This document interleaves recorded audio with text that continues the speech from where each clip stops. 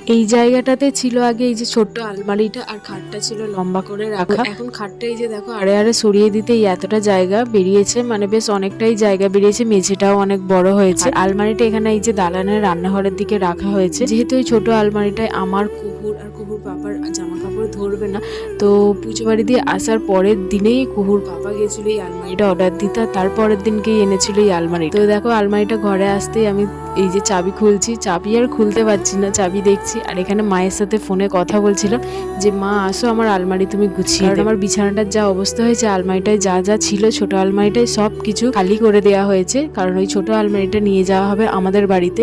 যেহেতু রাখার এখন আমাদের এখানে খুব জায়গা, তার জন্য আমাদের বাড়িতে রাখা হবে এই ছোট আলমারিটা। আর এই যে আলমারিটা দেখছো কত বড়, তো এই আলমারিটা এখন জামা কাপড় রাখা হবে। তো বিছানায় আমার জামা কাপড়ে ভর্তি, তার জন্যই এখানে মাকে আমি ফোন করে ডেকেছিলাম। আর মা বিকেলবেলা এসেছিল, এসেই এখন কুহুরানিকে জল খাওয়াচ্ছে। আর কুহুকে দেওয়া হয়েছিল এই খেলনাটা খেলতে, ও এই খেলনাটা না নিয়ে ও এইখানে ওর কাজল লতার পাউডারের ডিপে নিয়ে। দেখো এখানে ওকে বসিয়ে রেখে দিয়ে মা এখানে আমার আলমারি গুছিয়ে দিচ্ছে।